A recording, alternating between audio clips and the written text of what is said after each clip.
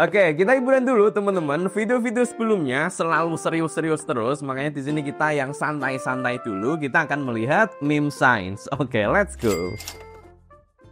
Normal cat, meow. Engineer cat, mew. Oke, boleh. Oke, jadi ini simbol mew ya teman-teman. Jadi ini adalah sebuah aksara Yunani. Oke, ini ya. Mu, dia adalah simbol untuk huruf M, mu, atau di sini sebenarnya bacanya adalah mu, yang kalau di fisika dia dipakai untuk simbol berbagai konstanta, biasanya termasuk yang paling simpel adalah konstanta koefisien gaya gesek, kemudian permeabilitas dan lain sebagainya. Atau bisa juga tanda mu ini juga dipakai dalam ukuran mikro, biasanya mikrometer itu juga pakai simbol mu ini. Oke, bagus. Mau tak kasih meme profesor tapi ternyata udah ada. Oke. Mahasiswa jurusan MIPA atau teknik mendapatkan 5 matkul praktikum dalam seminggu. Mahasiswa, we are not horse, we are human. Sebenarnya praktikum itu nggak masalah. 10 praktikum pun aku siap, asalkan nggak perlu bikin laporan. Praktikum itu sebenarnya mata kuliah yang paling seru loh. Kalau kuliah itu yang nggak seru itu bagian nulis laporannya. Apalagi kalau aku sendiri dulu pas zamanku tuh masih nulis laporan harus ditulis tangan dan itu banyak banget halamannya, itu yang melelahkan. Tapi kalau nggak usah bikin laporan, 10 praktikum pun aku siap. Next.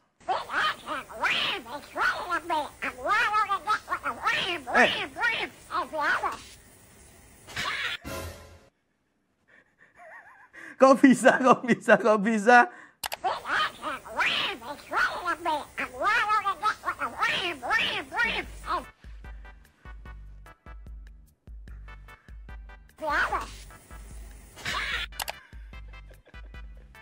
Beneran nggak ini? Beneran nggak? Masa bisa sih? Coba, kalau beneran aliran listriknya dari mana coba? Aku nggak punya ide, ini kok bisa kayak gini gimana? Apakah mungkin fake? Coba silahkan tulis pendapat kalian teman-teman. Karena kalau misalkan ini beneran airnya ngeluarin listrik, lampu itu dia ada 2 kutub ya untuk bisa nyala. Sementara ini tadi dia cuma sekedar ngalir gitu aja, ya mungkin nggak bisa. Kecuali lampunya adalah lampu emergency. Oke, gimana menurut kalian? Coba tulis aja teman-teman. Pentingnya belajar coding. I love you. Will you be my girlfriend? Maukah kau jadi pacarku? Yes, yeah. Guy who knows English. Guy who knows coding. Nah, inilah pentingnya belajar coding ya teman-teman. Kalau untuk yang nggak tahu, taunya cuma bahasa Inggris saja, dikiranya ya ini jawabnya yes, yeah, diterima berarti. Padahal kalau orangnya ini tahu coding, ini adalah hal yang 180 derajat sangat berbeda. Kalau dalam JavaScript misalnya, ketika ada sebuah variabel yang di depannya itu dikasih tanda pentung, tanda seru, maka nilainya akan jadi berkebalikannya. Misalnya di sini aku bikin sebuah variabel yes yang nilainya adalah true, oke, nilainya adalah true. Tapi kalau di sini aku tulisnya sebagai tanda seru yes, hasilnya adalah false. Jadi sebenarnya ini si ceweknya ini justru nolak si cowoknya, cuman nggak enak ya dia mungkin. Nah inilah dia pentingnya belajar coding biar nggak di PHP cewek ya ketika dijawab kayak gini teman-teman. Nah kalau kalian tertarik dengan coding, dengan cloud computing, machine learning, AI dan sejenisnya, dan kalian pengen belajar lebih lanjut, kalian bisa ikutin program menarik Google Cloud Arcade Facilitator. Google Cloud Arcade Facilitator adalah program beasiswa coding dari Google Cloud dengan konsep gamifikasi. Yang ini bisa meningkatkan skill kalian di bidang coding, cloud computing, artificial intelligence, dan machine learning. Di sini ada lebih dari 30 modul materi dari Google Cloud Global yang ini bisa kalian pelajari. Dan ketika berhasil menyelesaikan materinya, kalian nanti bisa dapat badge yang ini bisa kalian taruh di resume kalian. Kalian juga bisa dapat poin, yang mana poin ini bisa ditukar jadi hadiah dari Google Cloud. Program ini 100% fully funded tanpa biaya dan terbuka untuk semua warga negara Indonesia.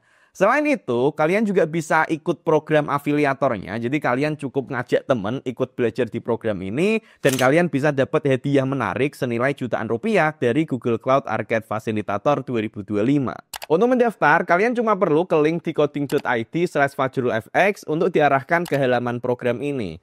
Lalu klik aja di sini untuk diarahkan ke form pendaftaran. Di dalam form pendaftaran ada beberapa bagian yang perlu diisi dan ini simple banget, paling cuma butuh sekitar 15 menit aja untuk ngisi formnya. Jadi tunggu apa lagi? Silahkan langsung daftar sekarang aja melalui link ini atau bisa juga kalian klik linknya di deskripsi. Oke, cara jadi kaya yaitu ikhlas. Sistematika ikhlas, pemberi bagi harapan sama dengan hasil. 1 bagi 2 sama dengan 0,5. Jika kamu memberi 1 dan mengharapkan 2, maka hasilnya kamu akan mendapat setengah.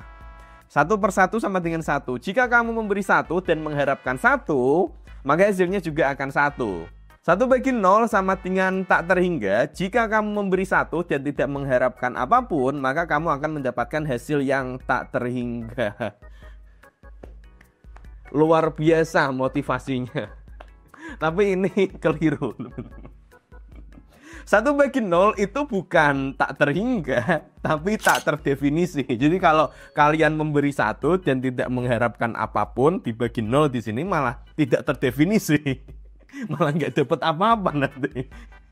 Makanya solusinya sebenarnya bukan ini secara matematika ya, beda lagi kalau ini ilmu kehidupan.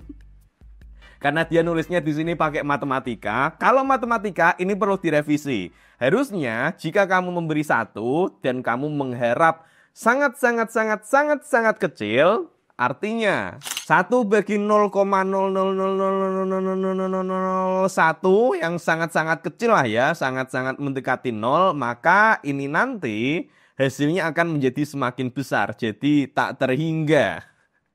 Tapi kalau ini sampai benar-benar 0, justru hasilnya jadi tidak terdefinisi. Jadi ya silahkan berharap tapi dikit aja berarti kalau secara matematika. Atau kalau secara matematika notasinya sebenarnya adalah kita bisa nulisnya kayak gini, 1/absolute X dengan limitnya X mendekati 0. Nah inilah dia hasilnya tidak terhingga. Nah, inilah dia revisi formulanya, teman-teman. Source story temen, nggak tahu ini udah pasaran atau enggak. A pig without 3,14 is 9,8. Oke, boleh. Pig tanpa 3,14, yang mana 3,14 ini adalah nilai pendekatan untuk P. Berarti kalau tanpa P, jadinya cuma tinggal G. Dan nilai G atau percepatan gravitasi adalah 9,8. Gitu maksudnya. Vostok Station 21 Juli 1983. Nafas lu be like dingin tetapi tidak kejam. CO2. Apa ini? Apa itu? Apa itu Vostok Station? Apa yang terjadi di Vostok Station 21 Juli? Vostok Station Antartika 21 Juli. On July 21st, 1983, Vostok Station in Antartika merekam suhu natural yang paling rendah di bumi, negatif 89,2 derajat Celcius. Gila. Negatif 89,2 derajat Celcius. Ini dingin banget dan bahkan bener ya? Oke. Pantas meme-nya CO2 di sini karena gas CO2 itu dia membeku pada suhu berapa coba? Seingatku sekitar 70-an deh.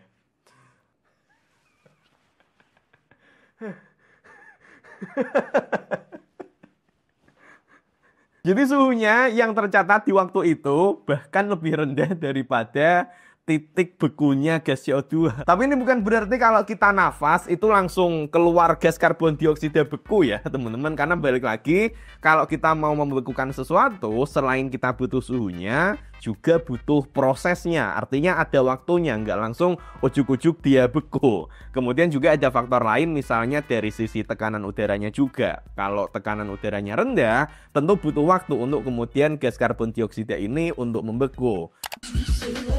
Perputaran bumi pada hari libur, kecepatan waktu pada hari libur.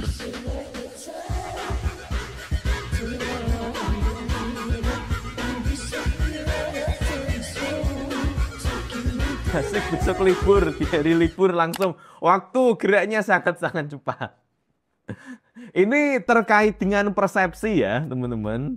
Kalau lagi liburan, kita itu ngerasanya enjoy, kemudian nggak banyak urusan, nggak banyak pikiran, bebas lah ya. Yang dari sini rasanya waktu itu kayak berlalu begitu aja, karena kita nggak terlalu memperhatikan waktu. Termasuk, gimana liburan sekolahnya? Ini udah masuk sekolah lagi kan ya, nggak kerasa udah langsung masuk sekolah lagi. Tapi waktu yang terasa lebih cepat ini nggak ada kaitannya sama relativitas sama dilatasi waktu ya teman-teman. Ini pure cuman persepsi aja. Kalau dilatasi waktu, memang waktu bisa melambat, tapi syaratnya adalah kita harus bergerak dengan sangat-sangat cepat. Tapi kan ini enggak, ini pure persepsi aja. Velocity gadungan versus velocity real. Velocity yang ini no, velocity. Oke. Jujur, aku tuh nggak pernah menyangka istilah velocity itu akan jadi sebuah istilah yang viral, teman-teman. Karena istilah velocity ini kan istilah yang sangat cukup teknis lah ya kalau di fisika, yang istilah ini nggak umum. Tapi kok ternyata tren velocity ini sangat-sangat viral ya. Nah, kalau kalian perhatikan, kalau kita nulis kecepatan dalam fisika, simbol yang dipakai itu adalah V. Yang V ini berasal dari kata velocity, kecepatan, bahasa Inggrisnya dalam istilah fisika adalah velocity. Makanya simbolnya adalah V. Sementara itu, biasanya orang-orang itu lebih seringnya ngiranya translate-nya adalah speed.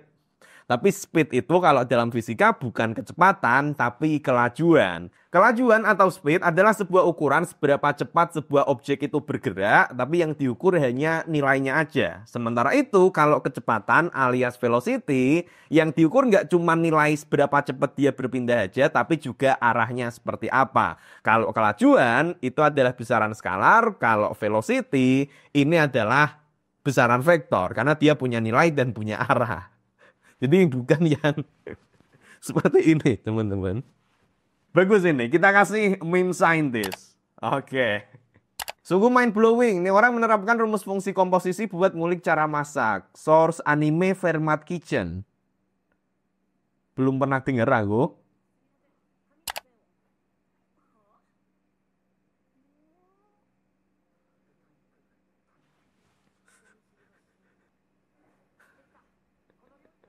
Oke.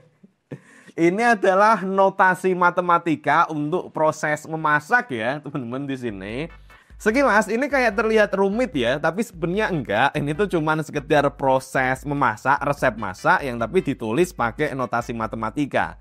Coba kalau kita lihat di sini, berarti es ini adalah sebuah himpunan bumbu yang bumbunya ini di dalamnya ada pork, kemudian ada crab. Kemudian yang pork ini dia diproses sehingga didapatkan sebuah hasil yang di sini ditulis sebagai fungsi A. Artinya dari bahan A ini menjadi sebuah hasil diproses, entah itu direbus misalnya, dia ditulis sebagai fungsi F. Sementara itu kalau untuk yang B, di sini dia diproses pakai fungsi G, didapatkan fungsi GB, kemudian dia diproses lagi pakai fungsi H sehingga didapatkan fungsi gabungan GOHB. Kemudian ini adalah hasil akhirnya, hasil masakan yang sudah diproses. Oke. Menarik. Resep memasak tapi ditulisnya pakai notasi matematika. Animenya apa tadi? Fermat Kitchen. Oke, intersection of mathematics and cooking. Topik yang cukup menarik. Coba yang udah nonton anime ini silahkan tulis di komen teman-teman apakah ini bagus atau tidak untuk ditonton. Next, nemu di YouTube. Molekul Minangkabau. Iya, mirip sih. Molekul apa ini? Ternyata ini adalah molekul kafein. Beneran nggak sih? Tapi ini aku cek kok bentuknya nggak mirip sama molekul Minangkabau ini ya. Coba teman-teman yang lebih paham tentang kimia, ini molekul apa sebenarnya? Beneran nggak sih ini? Jangan-jangan memang molekul Minangkabau. Teknik sipil no, teknik main crab yes.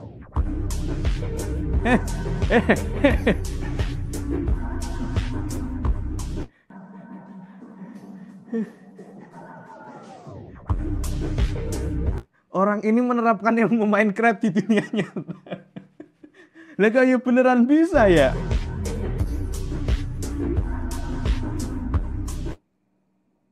Ini bangun apa ini? Kok bisa gitu? Siapa sangka bisa kayak gini loh. Ketika guru memberitahu bahwa di dalam tubuh manusia terdapat zat besi, murid yang berasal dari Medan.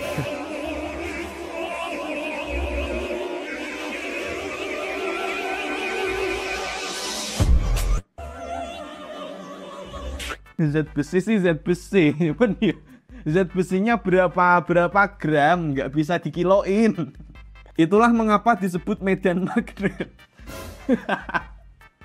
Oke, itu dulu saja teman-teman untuk video kali ini. Kalau kalian punya meme atau nemu meme yang menarik, silahkan bisa kalian tag aja di akun sosial mediaku, atau bisa juga langsung kalian kirimkan di Discord. Kita ketemu di video selanjutnya. Terima kasih.